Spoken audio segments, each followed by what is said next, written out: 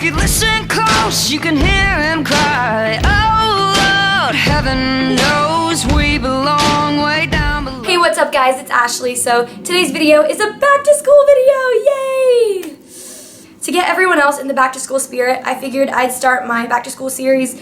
I'm not really going to name it or anything, but I will be putting up quite a few back to school videos because I do personally like to do back to school videos. I think they're fun and they help me get more into the spirit of going back to school. Let me know if you're excited for more back to school videos like this video, if you want to see more back to school videos, and if you have any video requests like for back to school, then please leave them down below. I'd love to hear them. The makeup is super wearable for school, and if it's not school appropriate for you, don't forget you can always change it yourself and use more or less products, whatever you're comfortable with. But I've targeted this makeup look especially towards the beginners in makeup. If you're not very comfortable with makeup yet, then this is great for you because it's pretty foolproof, super easy. And for those of you that like your beauty sleep and like to sleep in, this is great because it's pretty fast. So if you're just going to sleep in, you can do this pretty quickly and head out the door. I hope you guys enjoy, and I'm going to quit rambling and go on into the video. Alright guys, so the first step is your moisturizer, and I'm using the Cetaphil one. I'm obsessed with this stuff. I use it all the time.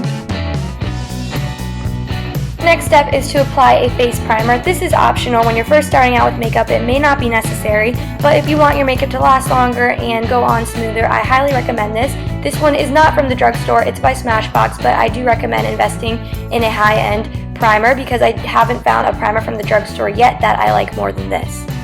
Foundation is a little too heavy for school in my opinion, but that's just my preference, so I like to use concealer, and it's much more lightweight and natural looking, so I'm just using this under my eyes and on blemishes, and you can tell the difference between the two eyes, which one has concealer and which one doesn't, because one looks more awake than the other. So keep in mind that everyone's different, so when you're first starting out with makeup, you may not need a ton of concealer or a lot of these products, so just keep that in mind. I'm also using some powder to set my makeup.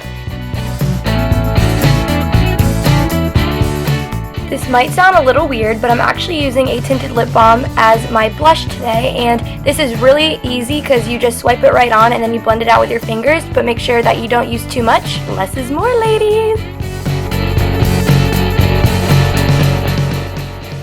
For the next step, I'm going to be using some clear brow gel to keep my brows in place, and this is optional, of course. So personally, I don't always like to wear eyeshadow to school, but if you feel the need, then you should use an eyeshadow primer, and this is going to help to make sure that your eyeshadow lasts longer and makes the colors a bit more vibrant. So again, if you're going to use eyeshadow, then you should probably stick to some natural neutral shades. I'm just using one color and it's super simple. I'm going to be using this shimmery white shade and applying it all over the lids, and that's about it for the lids, except if you want to, you can use a brown eyeshadow for eyeliner. It's much more forgiving than a liquid eyeliner and it looks way more natural and less harsh. Mascara is not only to volumize or lengthen your lashes, but it can really open up your eyes. So I'm just going to be using this one by Maybelline after I curl my lashes, and then you guys are done.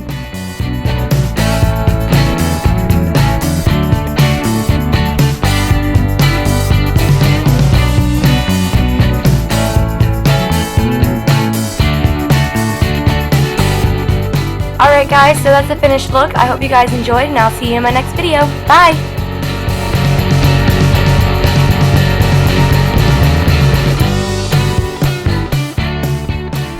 The month of July, so let's go. If you gave me a chance, I would take it.